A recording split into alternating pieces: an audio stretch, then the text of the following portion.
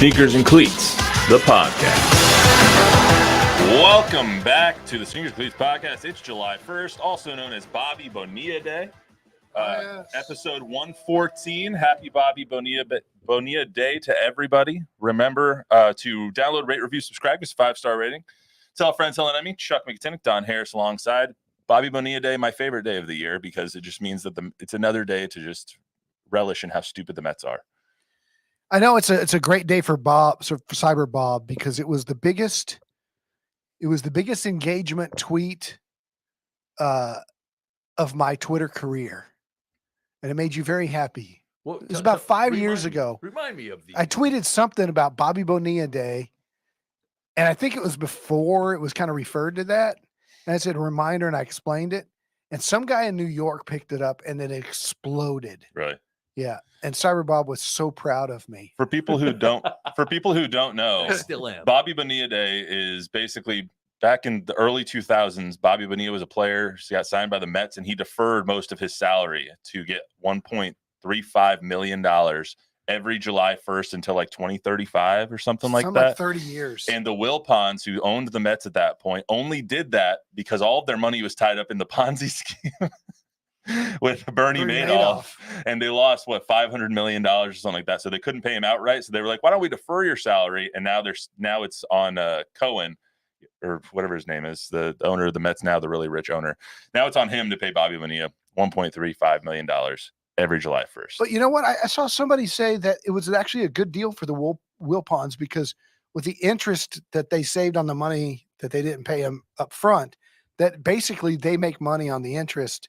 And it's great for Bobby Bonilla because you don't go spend all that money foolishly as a young player, but it's also good for the Wilpons because they made that money in interest. I mean, that's nothing compared to the Shohei Ohtani deal that he just signed. That, like, what was it? $680 million was deferred or something. Righteous like that. bucks. Righteous bucks, man. All right, we got a lot going on. Let's get to some real stuff. Chris Paul, already a San Antonio Spur, 1 day into free agency, at least intended. He hasn't signed yet because you can't sign until next week, but I digress. Spurs already making moves, so we got all the details, reaction to that. Plus, are the Spurs now done making moves? They are linked to a lot of big names, including Lauri Markkanen, who is probably the prize of this trading pool of players right now, probably the prize, the apple of a lot of people's eye. So we'll talk about that. Plus, Don is full of pizza and draft opinions. He's back from Brooklyn. We haven't really talked to him about the draft yet, so he'll open up the notebook on how the draft went for the Spurs, Stephon Castle, Harrison Ingram, all those guys. But first, as always, we start with the number game, 114. Number 14, I don't know why. The first person that came to mind was Andy Dalton. The TCU product, Andy Dalton, was the first person. I don't know why when I think of 14, I think of him. It's not a bad one. You? Ernie Banks. Pete Rose? Pete Rose is another good one. Yeah, Pete Rose was second. But Yeah. Oscar Robertson? Good one. Okay. I I think of Oscar Robertson as one. He was one with the Bucks, but he was 14 with the Royals. That Yeah, outdates see, even guys, me, man. Jim Rice is another good one. Jim Rice Yeah. is a good one. Jim Rice is good. I think of Pete Rose, and of the Pete Rose conversation, I don't know your guys' opinion on this. Should he be in the Hall of Fame, yes or no? I No. refuse to answer that based on how it was this number one sports talk subject when sports talk was born, and it was worn out for 20 years. I'm going to spend 20 seconds on it. I just want a yes or no. No. No, All right, I think he should be, but whatever. just on the haircut alone. Hey, No, so it's- Otto Graham wore number 60 for the Spurs, for the Browns for the majority of his career, but then they forced the quarterbacks to start wearing Single Low digits numbers? and lower in numbers. the 14. So they retired him as a 14, although he wore 60. Really? for his career. Also on the list of 14s, Danny Green. Danny Green, the There's Spur, another good one. which Cody Carlson. Cody I wanted, Carlson's another good one. Danny Green, I wanted to mention just because in 2014, obviously, the Spurs won their last championship. 2014, they beat the Heat. I was actually over the weekend, I don't know why, but I was looking up highlights just on YouTube because I'm a nerd sometimes.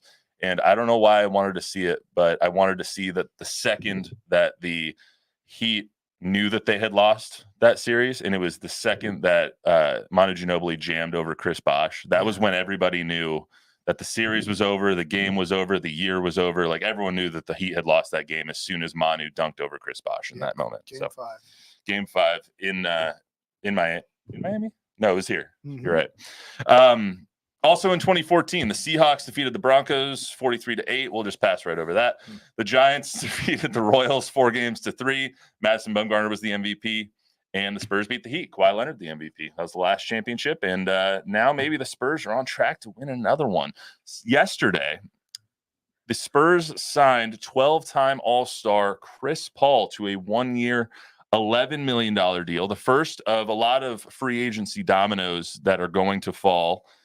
This is what Brian Wright said the day after the first round about the possibilities of signing people in free agency. Let's play that one first. We want to build something that's sustainable, and you got to build it brick by brick.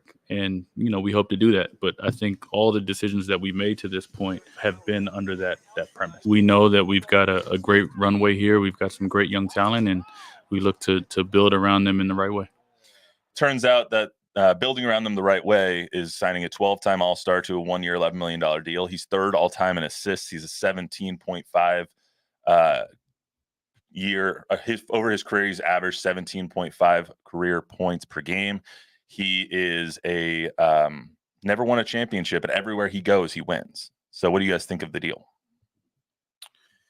Well, it's, you're not getting that player. You're getting a guy who averaged 9 points a game last year. You're getting a guy who's had some injury concerns.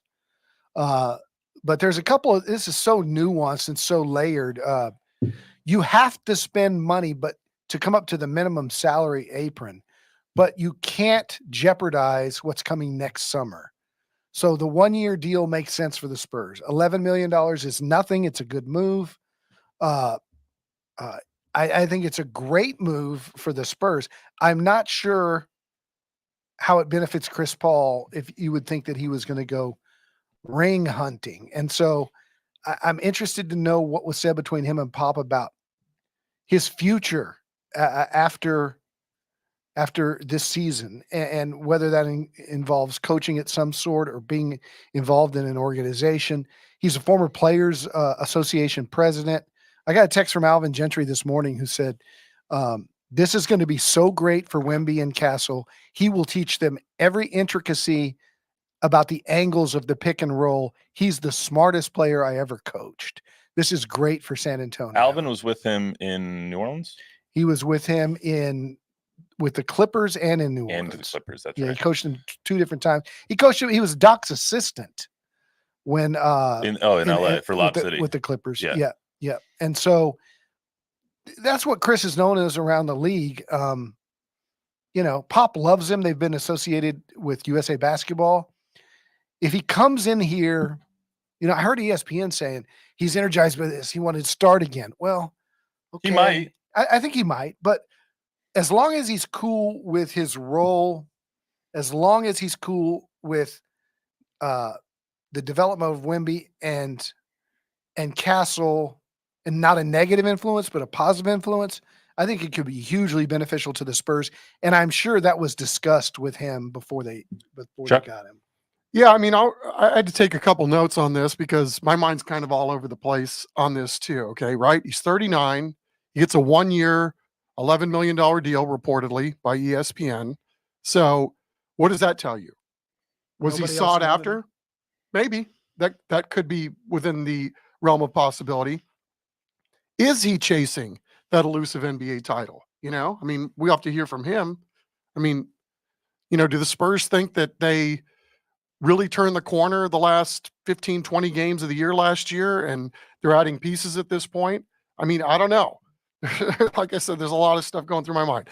Look, we do know this. The guy did have 6 assists a game last year, even at his age. And, he was on a really talented team last year, albeit an aging one in Golden State. But it's a great signing from the Spurs in terms of what you pointed out. It's not going to break the bank. It's a 1-year deal, and it's only $11 million. It gets them to the overall threshold that they need to get to in terms of minimum dollars spent. So this guy still sees the floor like very few humans on the planet do. I mean, that's still a given. He's going to control the pace when he's in the game. What will that pace look like? It's going to be slow. It's going to be a slower pace. He's always been kind of a slower player. Right? Okay, but will he be a starter? Will he be will he be the guy coming off the bench? I have to believe at this point in his career, this is going to be more of a role player position on the floor. But you're for sure getting, again, Don, to your point, you're getting a remarkable leader, a guy with skins on the wall, a guy that's been there, done that, seen that.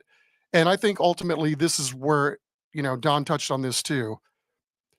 Chris Paul, let us not forget, was one of the most influential players in the last CBA, right? So if there was a Mount Rushmore when that CBA was going on, he would be one of those guys that you would put that was very, very influential in terms of what he did for the players and the league in terms of getting everybody to the bargaining table, agreeing to something, and really pushing the envelope in a lot of ways in favor of the players in places that I don't know that they had ever been before. Quite frankly, I don't think they had been.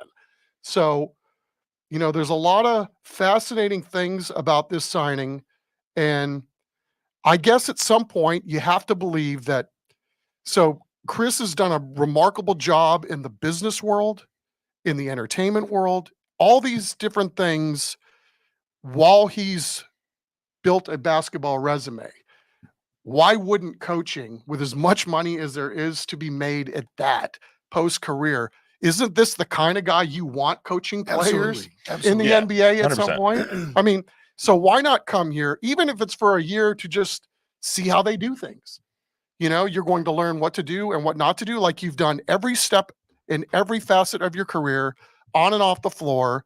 This is a perfect move for Chris Paul if he's thinking about staying in the league in some capacity, whether it's coaching or front office or anything. I think there's a lot of different facets to this. There's the why the Spurs wanted to sign him. There's the why Chris Paul is looking to go to the Spurs. And both of them obviously are looking to get different things out of this, but you're looking to get a similar result by accomplishing those things, Yeah. The Spurs are looking to have that advice, that veteran in the room, that adult in the room with all of these kids around, with Vassell and Trey Jones and Wemby, and the list goes on, Stephon Castle.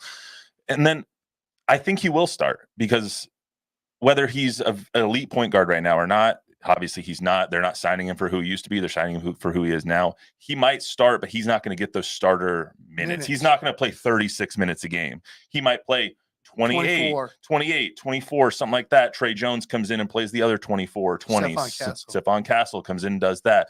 It's not, they're doing everything they can to get away from the Jeremy Shohan crap show. That's the closest I've been to cussing on here in a while. Crap show that they had for the first 30 games last season. They're not going to make that mistake again. So they're bringing in that veteran that can really show everybody, this is how you go about a season. This is how you go about the pick and roll. This is floor spacing. This is XYZ. Yeah. And how many times last year were the Spurs up 9 with a 2:47 left and lost? And we would just say, God, if they just had a grown up on the floor in the last 3 minutes of the game, like, who's managing this clock and those kind of things? Many times, I would say more than a dozen games they lost when they had leads in the last few minutes. That won't happen with him. That will not happen with him. And again, to Chuck's point, the respect that Pop and RC have around the league as the best run organization in the league, like you said, he wants to see how they do it. He's heard about it. You've heard about how, and I see him as Jason Kidd. I see him as a next great coach. There's a lot of similarities. He could be, for sure. A lot of similarities there. And to Chuck bringing up the CBA, he's the guy. And it's so different now because the players get a majority of the revenue. It used to be 49-51 owners, and now it's just the opposite. And the salary cap just went up again, and the new TV deal is going to kick in. And guys like Isaiah Hartenstein are making $30 million a year. Just mind-blowing stuff. Wemby will soon be the first $100 million a year player in the next decade. And Chris Paul is the guy who famously slammed the hand on the table and pointed his finger at David Stern's face and said, "Don't talk to me like that. You're not my dad." And that CBA changed. Adam came in as a lot softer on the players, gave the players a lot more things like All-Star break being 10 days and all those other things. But Chris Paul was behind the players getting the things that they deserve. Yeah. What's he going to say when Pop talks to him? Well, let's call a spade too. Chris Paul is one of the most intelligent players in the NBA. Yeah. One, basketball IQ, but two, just smarts. Yeah. He's just a very intelligent person. And so bringing that to the Spurs, where you have some boneheaded mistakes that happened last year with Vassell and with Shohan not really knowing how to play basketball on certain nights, like you have to believe that influence that he's going to have on the other players is going to nip those in the ass pretty quick. I would think so. Bob, any questions from anybody right now before we go to the Pop angle of this? We got a whole lot of people watching right now. All right. A ton of questions. Hey, thanks for tuning in, everybody. Renee Flores says CP3 has an attitude problem and throws hissy fits when the game is not going his way, which distracts him from winning a ring. What do you guys think about that?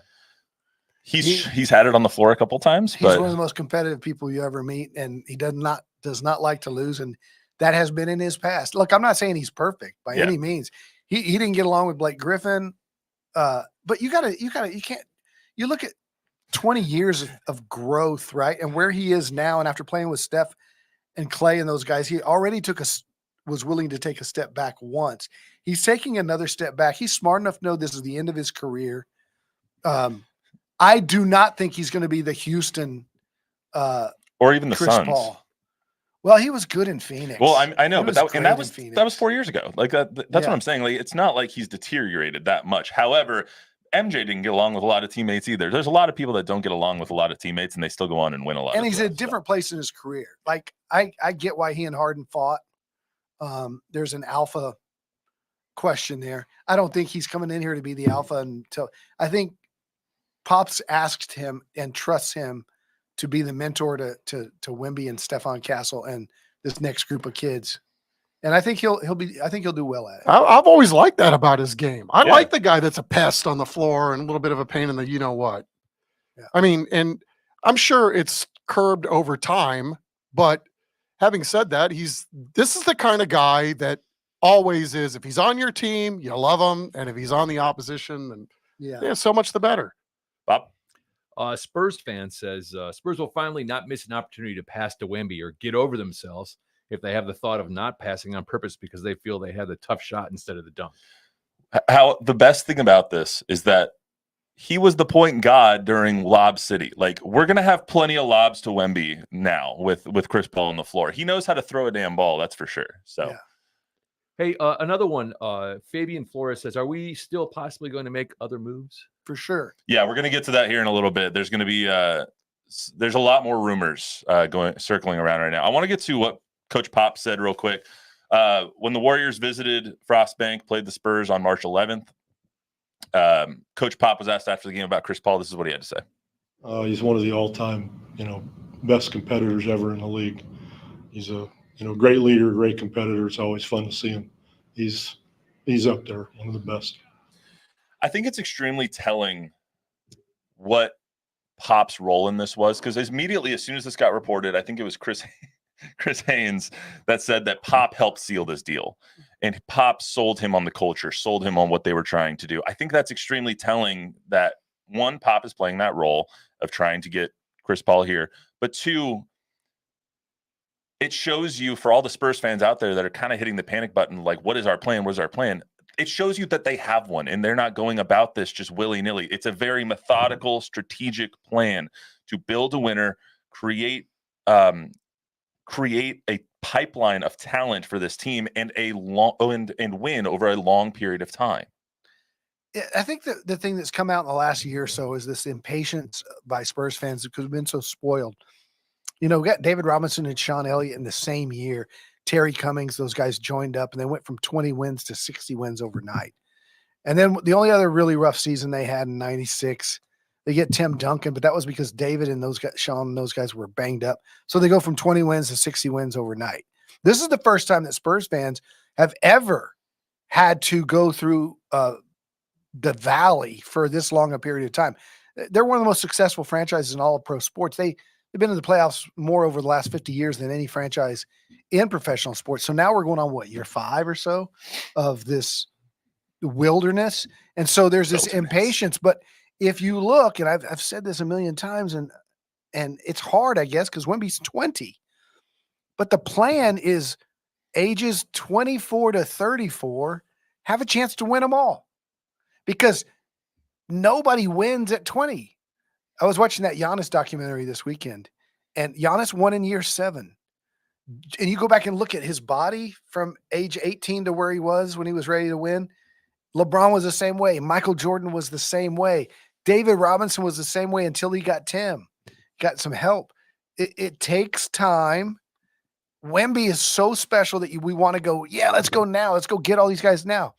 They're putting all these assets, these draft assets, the salary cap space. This is a great move example of it, of why. They got $40 million next summer in a great draft and in a great free agent class.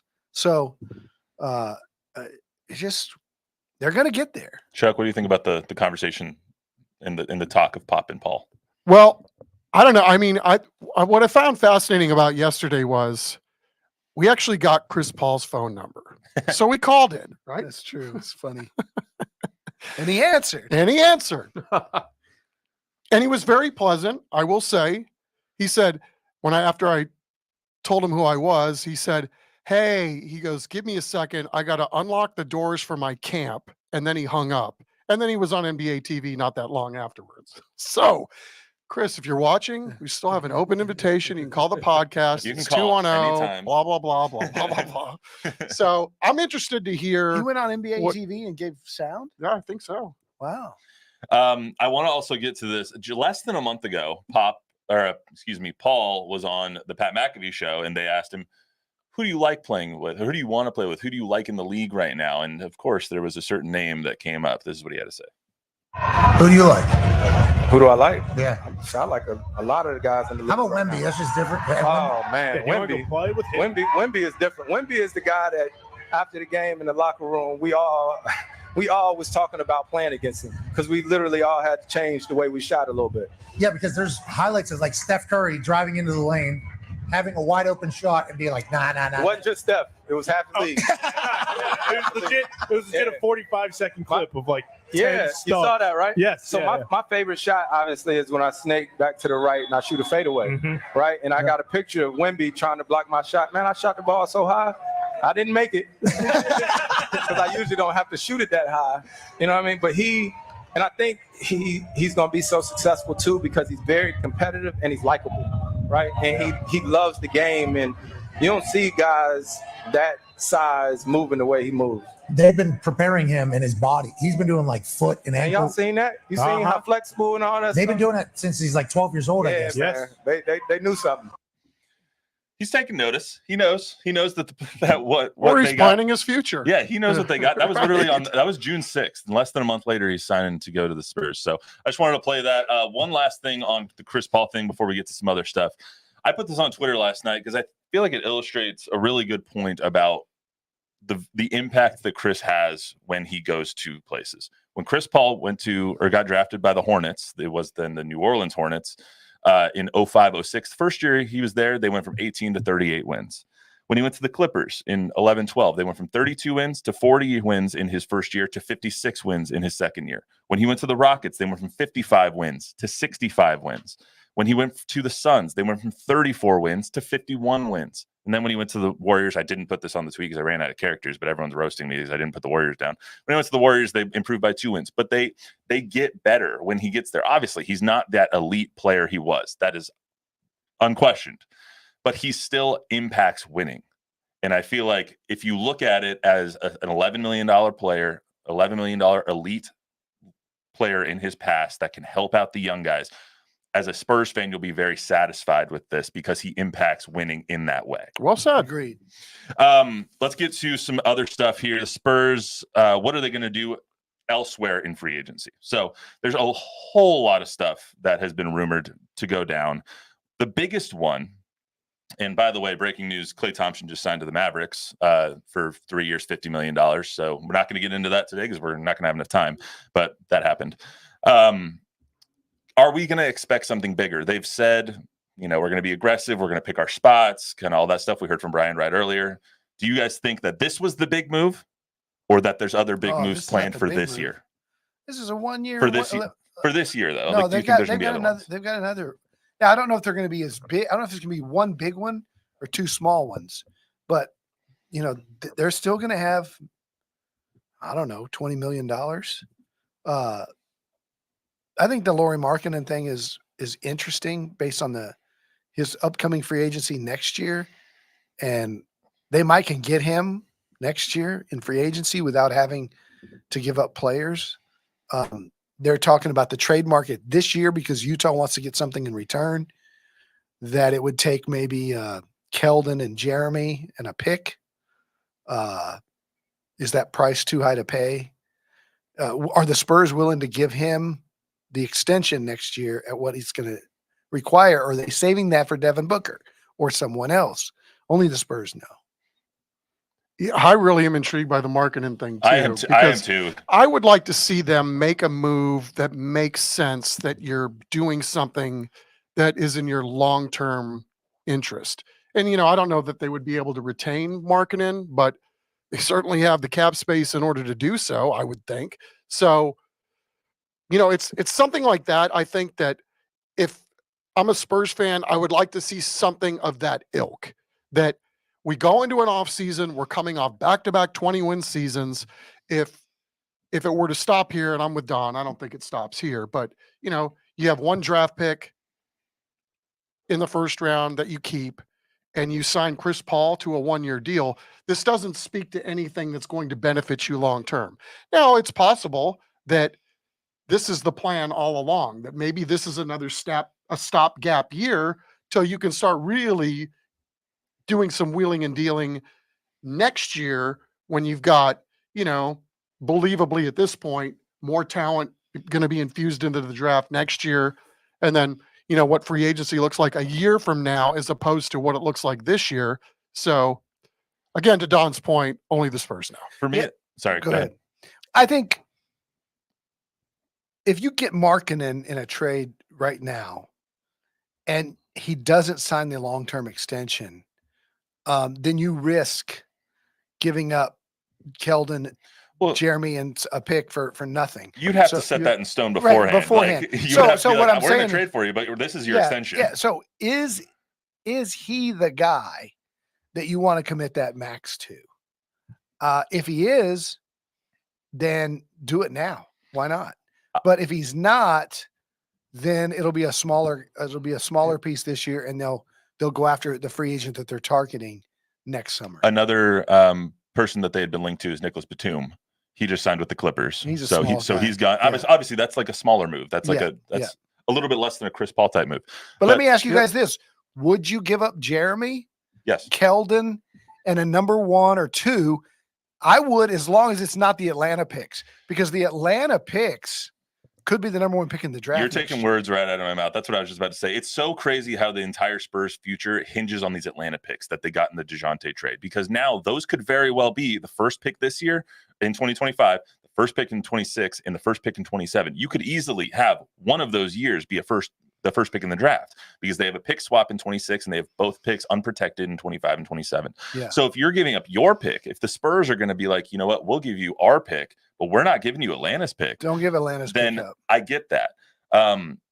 When it comes to Markkanen, I'm all in on Markkanen. I'm out on Shohan, really, unless he's going to be a bench guy. I don't think he's a starter. That's just me. I mean, you hate him so much you can't even say his name right. I don't know how to say his name. I'll just say, I'll be honest. Sohan, is that what I'm saying? Yes. All right, there we go. I choose not to say his. I'll say his name right. You say like show. I say show. I say show. Otani.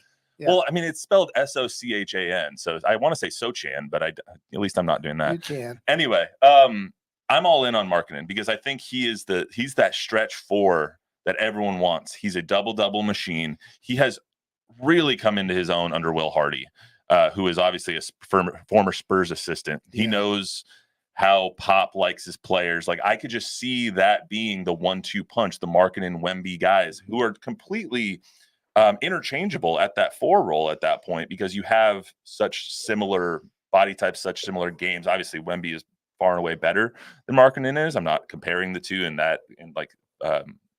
floor talent there, but Markkanen would do a lot to help in that way. And I think he can definitely be that second running mate as long as they stay healthy. Ever since he got to Utah, he has been insane. He's the most improved player, averaged 25 points a game last year, 23 points a game this year. He's going in. He only costs you $17 million this year, which means the salaries could match up for him and Keldon to be traded person for person along with some picks. Here's where I disagree with you on what it would take to get him. I think it's going to take a Mikal Bridges type deal to get that. So I think it would take at least 3 ones and a couple of pick swaps to get him. I do. And because they were trying to, the reports are at least that the Spurs, or excuse me, the Jazz were trying to trade for Mikal Bridges, but the price was too high. And the Knicks ended up giving up 4 first-round picks and 2 pick swaps or something like that. I think it's going to take like a Rudy Gobert type deal or a Mikal Bridges type deal to pry Lauri Markkanen out of there. However, if the Spurs think that is the player that they need, that's the player that is going to set them up for the future, and they are willing to pay him $50 million a year, which he will command next summer as a max free agent, then I think that you have to make the move. And if it was me, I would personally want to do that because I think Lauri fits exactly what they're trying to do. Well, Utah's got to agree, and I don't know how the Spurs feel about it. I loved him in Chicago. Back when DeMar DeRozan was here and was going to go to Chicago, I was like, let's get Markkanen and sign and trade. I've loved his length is incredible. He dominated the Spurs a couple games when he was in Chicago and was so impressive. And he's, like you said, he's only gotten better. That's a steep price to pay. He's 27 years old. You'd be paying for a 27-year-old player who hits free agency when he's 28. He signs the extension. You probably sign him to a 4 or 5 year extension. You have him until you're 31, 32. Wemby's going to be 24, 25 at that point.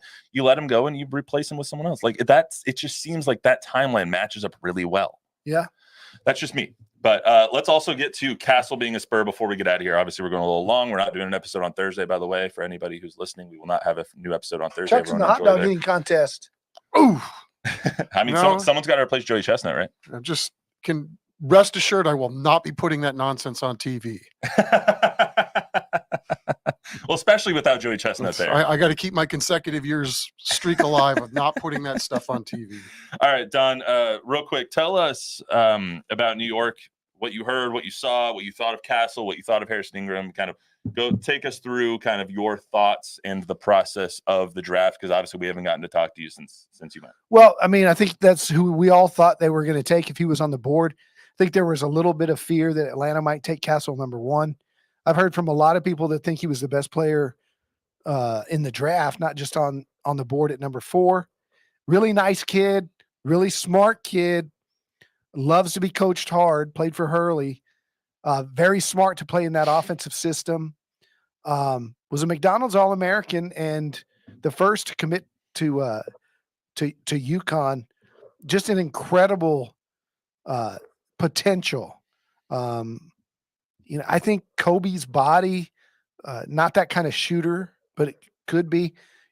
Spurs fans are going to love the defensive effort.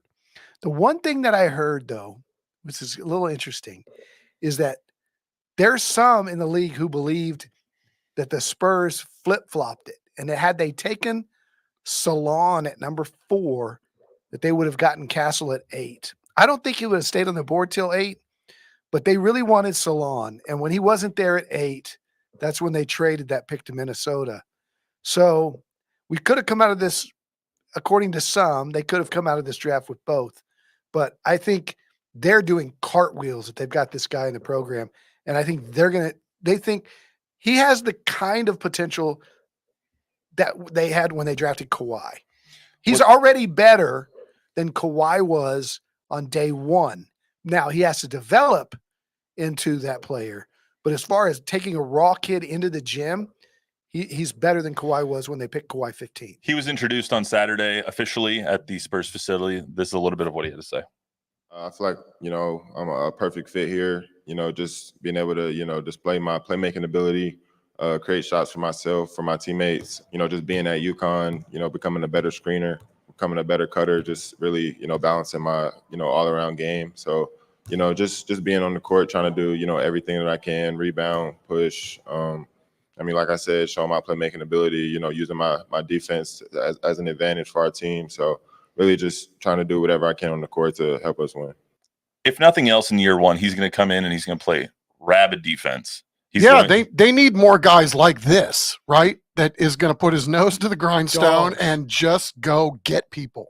That's it. And that stuff is infectious too. If you see a guy that's balling out on the defensive end, I mean, I got no problem with this pick at all. I mean, obviously he's got some gifts, 6'6" and 6'9" wingspan. He's going to be a pain in the rear end for a lot of guys that he has to bow up and defend. I love it. I mean, there's just nothing can come wrong from this. I don't see. At the very worst, he's a 3-and-D guy for 10 years in the league, in my opinion. Like he's so much better than that. But he is. That's what I'm saying. He creates his own mid-range. I asked him, I said, who are you like? Like, who would you compare yourself to? And he shocked me. He said, Shea Gilgeous Alexander. And I'm like, really? He sees himself as a true point. And you go back and you look at his tape, he didn't have too much opportunity to play point at UConn. But when you put the whole season together and you take his highlight clips and they put on playmaking and they put on defense and they put on shot making and all this kind of stuff, his playmaking, he's got that vision. He's got really good vision. Before we get out of here, we've already gone a little over, but give us a few comments there, Bob, before we get out. Just one for you from Carsick Colin. Joey Chestnut is the GOAT. He is the GOAT, but I won't debate you. The fact that he's not going to be eating one. hot dogs on Thursday is a travesty. Let's just be honest. He'll be eating hot dogs. He'll be eating veggie dogs in El Paso. Vegan dogs. Overall, have you guys remember Sports Science on ESPN? Yeah. There was the time on Sports Science where they had like a clear esophagus and stomach. Yeah. And they shoved hot dogs in it and showed you what the stomach would look like if you had 73 hot dogs in 10 minutes. And it was the most foul. It's disgusting. Oh, gosh. I can't actually watch the Nathan's hot dog eating contest. It grosses me out. It does me too, So but yet gross. here we are talking about it. I had a barbecue at my house on Saturday, and I grilled up 16 hot dogs, and I was like, there's no way I could eat this many, let alone 73. How many did you try? I ate like 2. Okay. I ate a normal person's amount. I had 2 hamburgers and 2 hot dogs.